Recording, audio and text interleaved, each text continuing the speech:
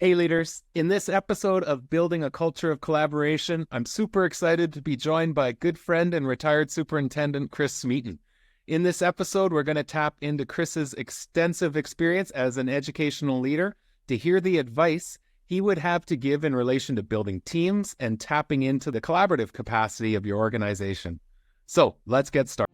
Intentional and purposeful focus on building a culture of collaboration is the secret for leaders striving to make a difference. In building a culture of collaboration, Kurtis and Lorna Hewson will share simple tips, ideas, and strategies to take your organization's collaborative efforts to the next level. Welcome to episode 16 of Building a Culture of Collaboration. As always, I'm Kurtis Hewson, co-founder and lead learner of Jigsaw Learning. For this episode, my partner in work and life, Lorna, is not able to join, but I am delighted to be joined by Chris. Hi, Chris. It's great to have you be part of this podcast today. Thanks, Kurtis. It's good to be here, and thanks very much for the invitation to talk about leadership. Well, it's no surprise. It might be a surprise for some listening, but I hope not a surprise for you that I've been a big fan of you for a long time, and for those that don't know, I've known Chris for a number of years, when first as a leader down in southern Alberta and then working as faculty at the University of Lethbridge. I had the opportunity to work with student teachers in a lot of your schools, Chris, down in Holy Spirit at that time. And I really think that's where you and I came to connect more and more and had a chance to just hear about your leadership premises and ideas, and then see it in action, which was great. So can you give us a little bit of background as your journey as an educator and then as a leader? And then I'd love to be able to tap into some of your thoughts and advice in regards to creating powerful teams. Sure. Thanks, Kurtis. And yeah, it was a real pleasure to get to know you. You know, first when you were a principal, and then as faculty at U of L. And it, reciprocally, you gave me an awful lot of good ideas to be able to take back to my team and say, how would this work and what might this look like in Holy Spirit? So, my thanks and gratitude to you as well. So I started back in Medicine Hat in the high school that I graduated from, back in, I hate to say this, 1985. Yeah. Spent 6 years there and got my master's degree through Gonzaga. And then I took my family and we went from, very, middle upper class Medicine Hat, Alberta, to very low socioeconomic area of High Prairie. That's where my first admin was. Oh, I suddenly went from high school to a K to 12. So I got, I started to cut my teeth in elementary, which was a good experience. And the other experience that I had that was, I think, probably my best learning experience early was the school had about 70% First Nations and Métis students. And so the community, was very different from what I came from. And it was a great learning experience for me. Spent 5 years there and then, wanted to get back close to family. So we went to Tabor. And I spent 5 years as a principal of a pre-K to grade 5 school. St. Patrick. And then I went into central office and I spent 8 years as a deputy in 2 divisions. And then my last 11 years were as superintendent at Holy Spirit, which is situated in Lethbridge, but has, I like to call a Reuben division because it's got rural and urban. And I had a great time in Holy Spirit in those 11 years. And I think we accomplished some great things because, as we're probably going to talk to, we had some really good people. And really good team members that really wanted to drive innovation. And so, I was fortunate to teach with Gonzaga. While I was a superintendent, I was fortunate to be part of a couple of national organizations, both ERDI and P21. And so not only was I getting a good Alberta perspective through CAF, I was able to get a national perspective. And some of those things were really helpful in a small division like ours. We'd already solved some problems that maybe a Toronto Catholic or a Hamilton or a Peel hadn't, or vice versa. So getting that cross Canada experience was really really fortunate for not only myself as the leading learner, but for our people in the system. Awesome. So I do want to come back and really tap into your expertise and knowledge around creating high impact teams and leading change and reform for us in schools. But before we go there, I know that there's some people who retire and sail off to someplace, and then there's you. I'd love to hear what the work has looked like now, because I know that you're engaged with Nelson Canada and then a number of different school divisions and board work as well. So can you share a little bit about what life looks like now for you, Chris? Sure. So I retired in January 2020, and so pre-pandemic, and it was, I'd given the board a whole year, so it wasn't as if I knew it was coming and I was jumping ship before that. And then my wife and I, we moved to Red Deer, and we now live in Red Deer because our grandkids are here, and that's where we wanted to be. And so in August 2020, we were here, and much to the surprise of both of our kids, they thought that I'd retire on, January 5th and start working on January 6th. And I stayed fully retired for about 16 months. Yeah, I just really enjoyed, being around the grandkids, helping, just spending time with Donna. I mean, that was a big piece. Yeah. And then Nelson came knocking, and they asked if I could be an education advisor. So I started with 1 day a week, and very, very flexible. And they were so good because I said, well, we got grandkids around, and I'm playing hockey and I'm playing golf, and, are you going to be able to be flexible around that? And they said, absolutely. So it kept me in that loop of education, kept me connected, kept me working on some things that were very innovative in practice that Nelson had. And then I got a call from a former colleague of mine to start doing some work with board. On governance and on evaluations and superintendent evaluations and keynotes and those types of things. And so, that kind of just rolled into it. And so I still say I'm retired, but I do have a consulting business. But I get to pick and choose, and that's the beauty of it, right? That's the beauty of it. So I still feel really connected to the education community, whether it be still attending CAS, my work with Nelson, or my work with school boards and superintendents. So it's been a lot of fun. Oh, that's excellent. So I do want to dive in and pick your brain then on really the focus of this podcast, as I shared with you earlier, building this culture of collaboration. So I know you're a big proponent of community and teams and working together. Before we get into the how, I'd love to hear from your perspective the why. Why, in your mind, is collaboration so critically important for individual leaders and for organizational success, Chris? Yeah, I think there was a time, Kurtis, when you could go into your own classroom and you could do it all because you didn't have diversity in the classroom. You were your own authority, and there was no real connection to the outside world per se. You had a curriculum, you followed it, and kind of went from there. And I think many schools were like that, right? Many schools said, this is my own kingdom and leave me alone, and I'll just do what I want. Education has become far more complex. I don't think it was right back then, but I know it's not right anymore.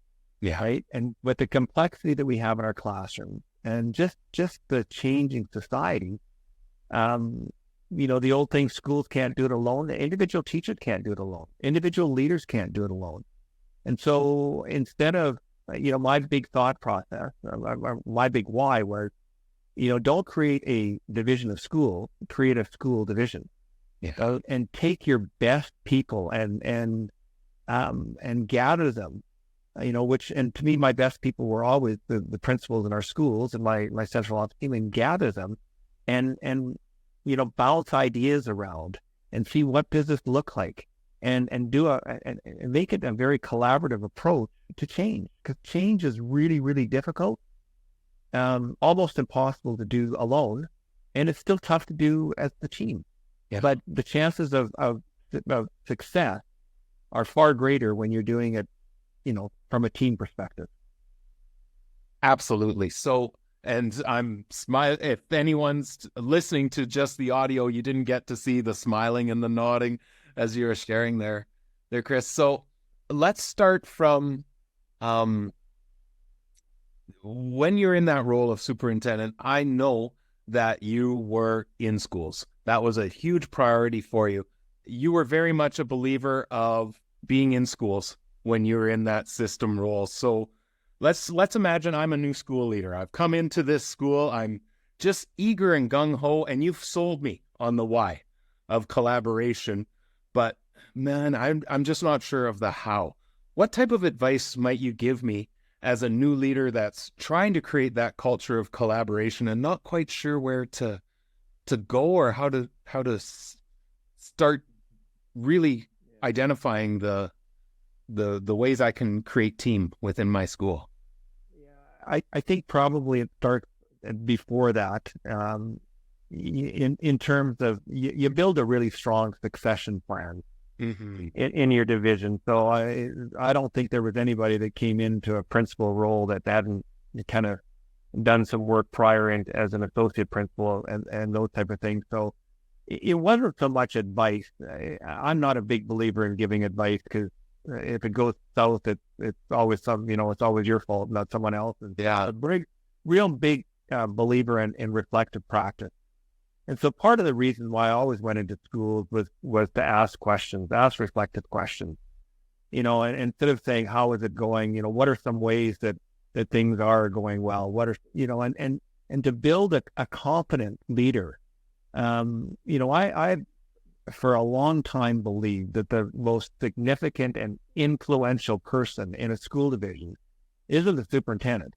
It's always the school leadership. It's always the principal. And so, when you brought a new person in, there was a lot of pre-work that I always did in terms of, are you going to talk to staff? Have you got some pre-interview questions that to get a good sense of the culture? Because I think one of the worst mistakes that principals or any new leader come in, and I have done it and made sure I didn't do it again, was to go in there and assume that, make the assumption of something. The culture's not good, the culture's not bad, we have to do this, we have to do that. And instead, listen, look, why did I walk around schools so much? Because that allowed me to do that, look and listen, right? And then ask questions of saying, what are some of the reasons why blank? What are some of the reasons why this or that? So in terms of advice, I think it's a matter of saying, what do you believe the strength of the school are? What do you, and what's some evidence that you would believe that? So it would be a conversation always, as opposed to, direct advice. That doesn't mean that you don't give direct advice, because sometimes you want to make sure that people don't, fall into large holes and never be able to get out of it. But, when you deal with a reflective approach, you're always asking people to really think about their own practice. And most times when they're allowed to, through some probing questions, think about their own practice, they get to the right answers, right? They get to the right answers. But you just have to be well skilled in what questions you're going to ask, and make sure that you've already established a very high trust relationship. And that goes back to why I spent so much time in school. I needed people to know, and especially administrators, but all staff.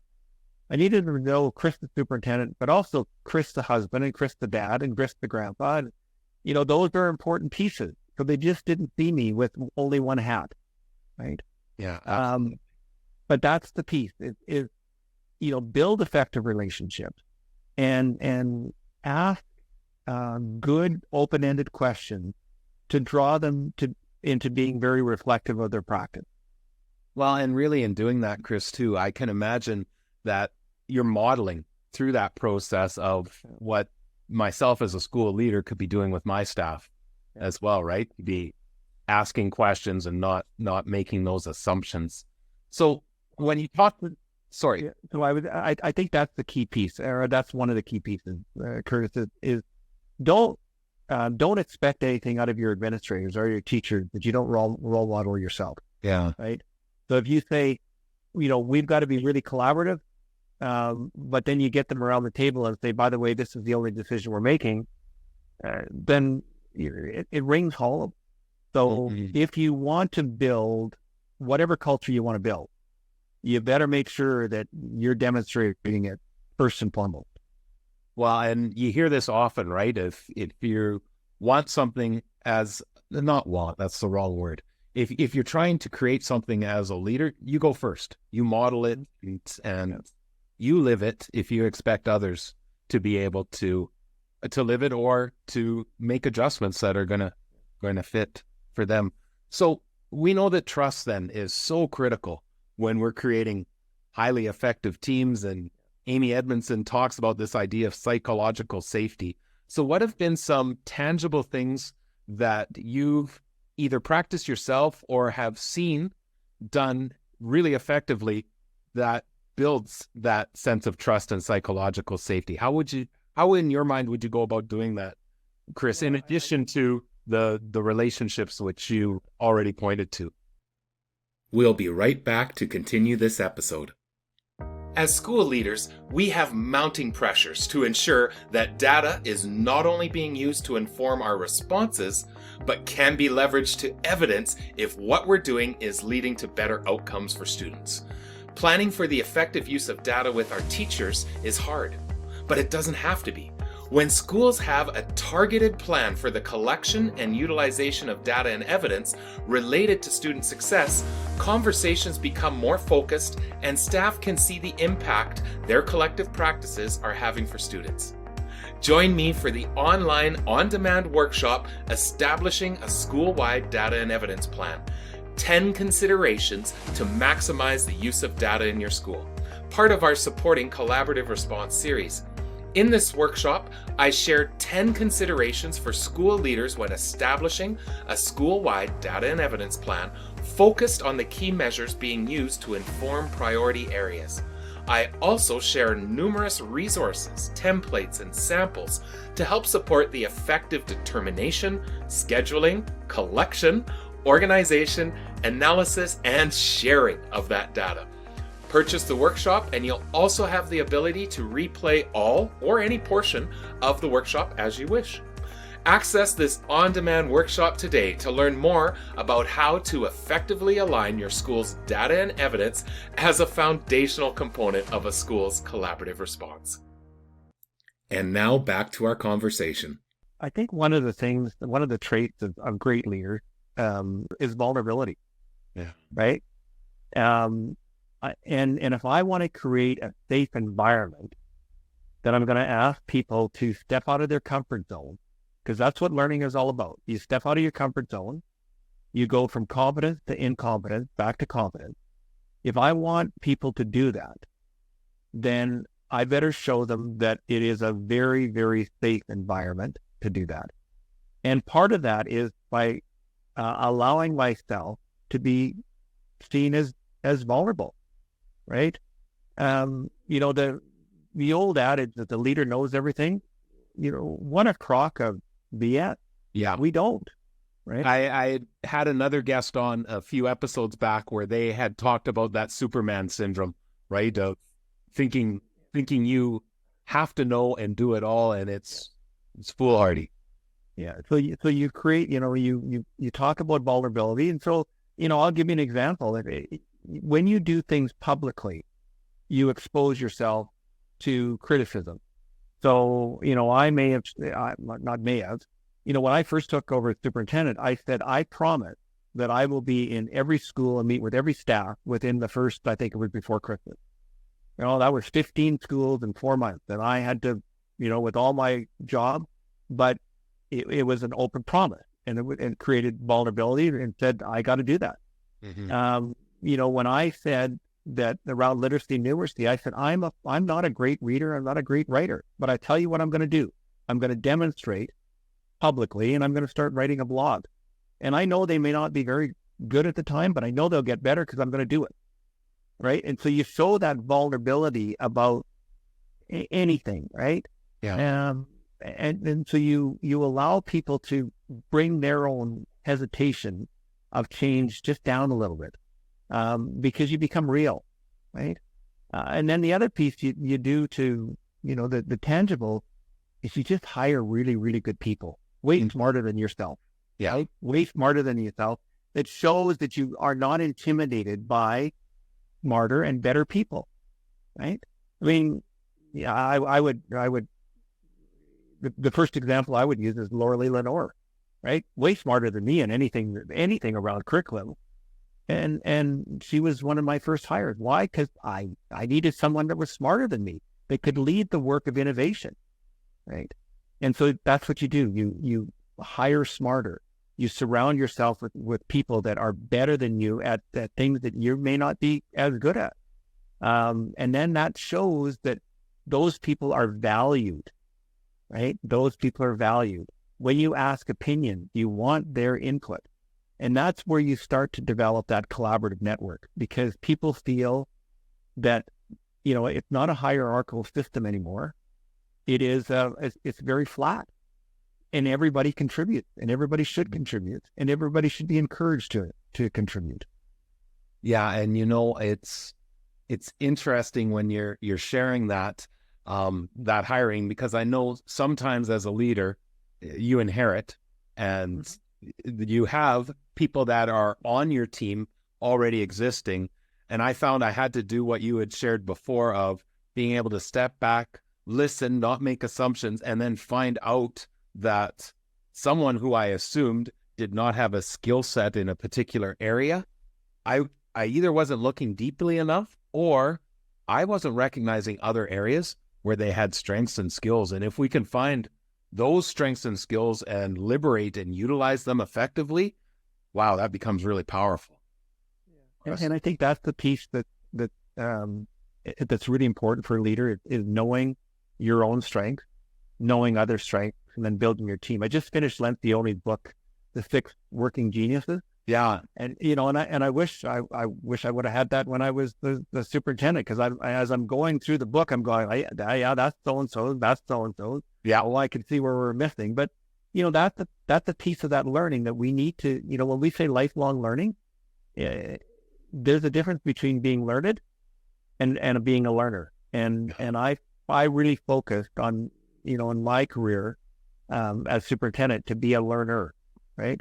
And part of that was when I hired people that were smarter than me and better than me, then guess what I had to do? I had to learn. And yeah. It was very satisfying. It made me a better leader, but it made the division better all the way around. Absolutely. Well, and I think that points to an adage that I work on with schools a lot that has struck me as critically important, is understanding in our organizations, we want to get to a place where every single person is an expert and a learner at the same time. We all have something that we can contribute from our own skill set, but there's always something that we can take away and learn. That nobody has this mastered yet. So how can we approach it from both ways, which is honoring but still challenging one another in that learning as well? And I think we have too many leaders again, I'm going to point to politics that believe they know everything and aren't willing to learn. Yeah. And that's why our political systems are in such disarray, is, they're not willing to learn. And then the second piece, and this is really what the podcast is not willing to work with others, listen to others, and find the best solution as opposed to the solution that they want. Yeah. And that's the big beast about collaboration, is you're going to come out with a better decision when you do it collaboratively than any single person will do it by themselves. Yeah. And I don't think that means that, I'll sometimes hear somebody say, well, you can't come in with what it is as a leader that you want to put forward. And I would push back on that a little bit of, there's directions that I know that I want to go. I may not, I've come together with the team to help define the path, but at least I have a bit of an idea of where we want to go, or a direction. So I don't think we have to come to a space of, I'm coming in without any direction because I'm looking for it from the team. Yeah. I think you've got visionary leaders out there who say, I've got an idea. But then you have to, what does that look like in practice? What does that look like for us? Right.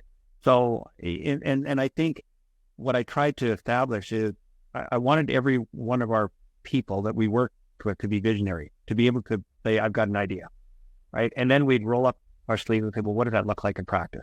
Right. How is that going to benefit kids? How is that going to benefit schools or, staff or the system as a whole?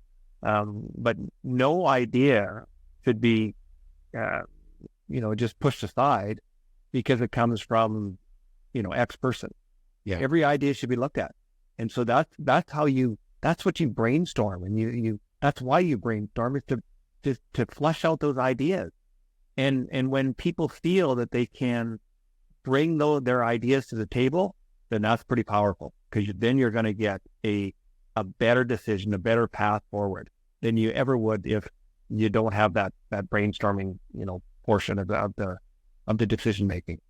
So Chris, I have some thoughts and ideas around this as well, but I'd love to hear from you. When you're engaging in that brainstorming or suggesting of ideas, and we talk about it in our work in something called a collaborative team meeting, where we identify a student, what's a challenge that we're experiencing, and then let's just throw out ideas. And we find that through that generation of ideas, there's lots of what ifs and I wonder ifs that then lead to something that no one prior to could have or would have thought of on their own.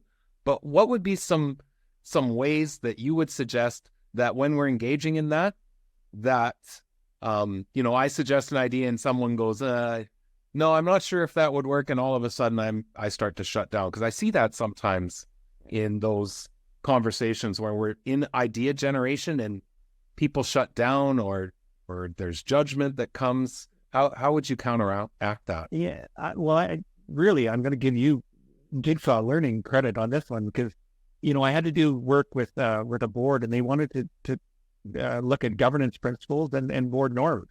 Mm-hmm. And the first resource I went to was yours. Oh, right. That's awesome. And when I was reminded about, how important norms are. Yeah. And what acceptable behaviors are, so that it's not acceptable when someone says, well, I've got an idea. Well, that's a stupid idea. And then you shut them down. So while I can honestly say I didn't understand norms when I was a superintendent. Me neither, to start off. And so, I think we ran pretty good meetings in many ways. And I tried to be very inclusive on, in terms of discussion and stuff like that. But I think if you don't have some norms, if you don't have some governing principles or those types of things that put a box around behavior, I think you're going to be in trouble. Yeah. You can say you create a trusting environment, an environment that is open to all, but all it takes is one person to make a offhanded comment like that to shut things down. And that may be the person that has the very best idea if you just, tweet it out a little bit more. And let it breathe. Right? So your idea and your work, around that setting norms, for people, I don't need that. Yeah, you do. Right? If you want to be a really, really effective team, whether it be a board, or a team on schools, even a leadership team now, I would suggest that that's the first activity you do. What are our norms? Yeah. What are we governed by when we meet? Because I think if you don't have that, you have to have a really, really strong environment so that people don't get shut down. Yeah. So Chris, how would you, in your leadership role, and I know there'll be listeners that will appreciate hearing your thoughts around this. I have norms. We've got these established. And I have an individual within my organization who is not adhering to them, even though we've talked about the importance. And as a leader, I'm seeing this. And then even more importantly, I'm seeing others starting to see and recognize it. How would you go about addressing that from a leadership perspective? We'll be right back to continue this episode. This question is brought to you by WeCollab. Designed by educators for educators, this comprehensive digital system aligns with the foundational components of collaborative response. Moving from conversation to action, WeCollab empowers classrooms, schools, and systems to provide the very best response for each and every child by informing action-based decision-making with data and evidence supporting student success.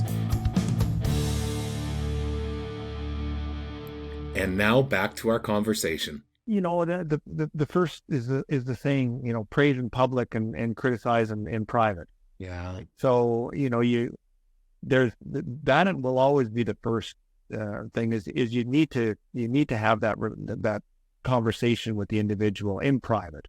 Yeah. Because you don't want to embarrass people when you don't have to. You don't want to put them down when you don't have to, but you have to have that conversation. I'm not going to say that this is the best thing, but at some point in time, and I did it, even as superintendent, when there was someone that went offside, sometimes you have to say, that's not acceptable, right? Yeah. Now, you better have made sure that you've had one or two or three conversations behind the scenes and let them know that that's unacceptable. And you also say, and at some point in time, if you can keep up with that behavior, I will be required to call you out in the meeting. And it's not going to be fun for me and it's not going to be fun for you, but we need to.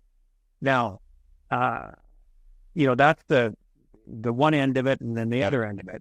But the parts in between, the conversations in between, that's where good coaching comes in. We were all trained in cognitive coaching. And that's where that, what are some of the reasons why, you decide that you need to do this? Mm-hmm. What are some of the reasons why you're wanting?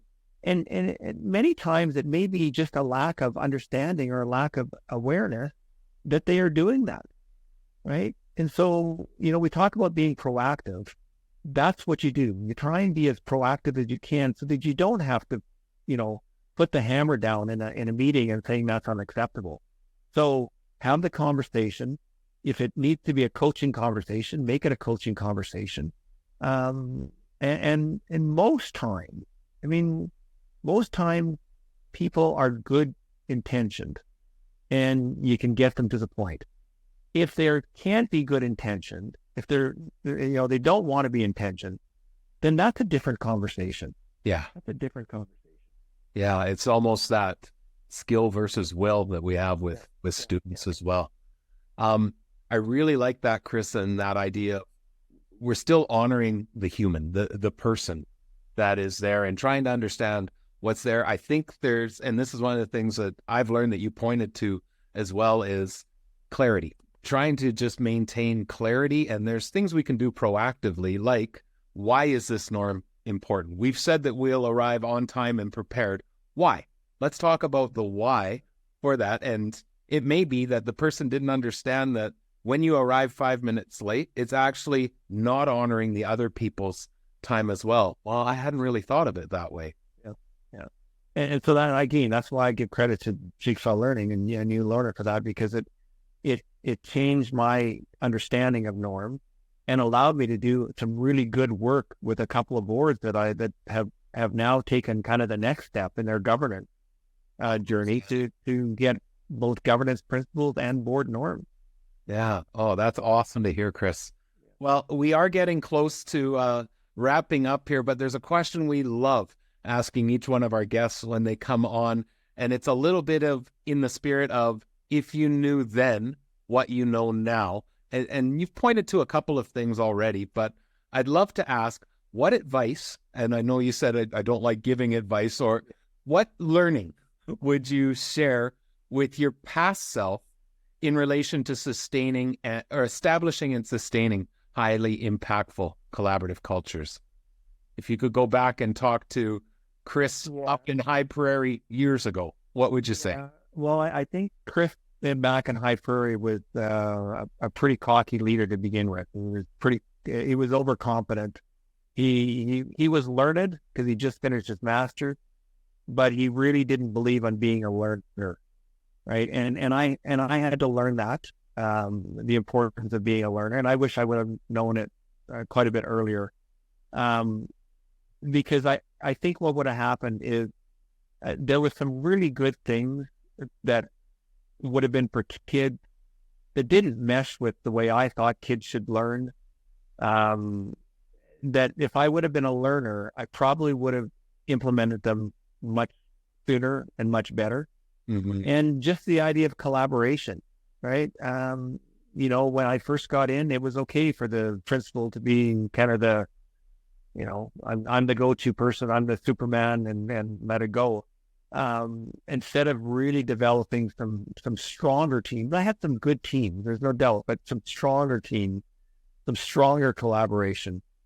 And so I think the lesson that I would say to my old self, and I would say to everybody, is it's not okay just to be learned, right? That gives you a world that's past, or maybe present, but it doesn't equip you for a future world, right? And so if you're going to be a leader, and I would say this, if you're going to be in the classroom, you're going to be working as an electrician, it doesn't matter. Be a learner, right? Don't ever stop that, because that will that'll drive you forward and will help you in all aspects of your life, not just in your career, but in all aspects of your life. And so drive learning in and be that role model for others around you, right? Whether it be your grandkids or your son or daughter or your colleagues, it doesn't matter. Demonstrate the importance of being a learner. And I wish I would have known that a little sooner in my career. And I think I would have been I would have been more successful. Yeah, well, Chris, I know we don't often get a chance to talk to this depth, but I'm reminded of why I enjoy being able to connect with you. Always something to be able to take away and learn from conversations with you. So thank you so much for jumping in and joining us in this conversation. And how could listeners, if they were interested, get in touch with you? What's the best way? Yeah, I mean, I'm in LinkedIn, which is probably now my biggest source of connection. At Twitter, I do the blog, which is at cdsmeaton or cdsmeaton.com. But if you got in touch with me in LinkedIn, just under my name, I'm pretty easy to contact that way too. Okay, excellent. We'll make sure that goes into the show notes. So once again, thank you so much, Chris. It's been a pleasure connecting once again, and I look forward to the next conversation. I wish you all the best to you, Donna, and family. Okay, well, thanks very much, and a big hugs to you and Lorna as well. All right. Sure. Thank you. You too.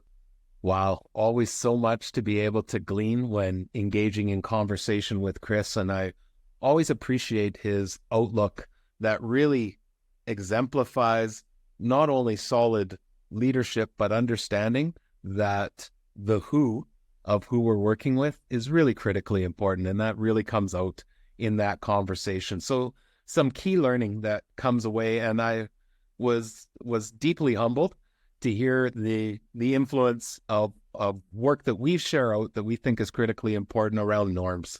And I think Chris really captured that idea of creating the norms, as he described, the box in which we'll work in.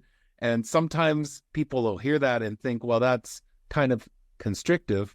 And really it's not. It's actually creating clarity for us. And I think that came through as well, is when we establish those norms and create clarity, it's just helps everyone not work off assumptions.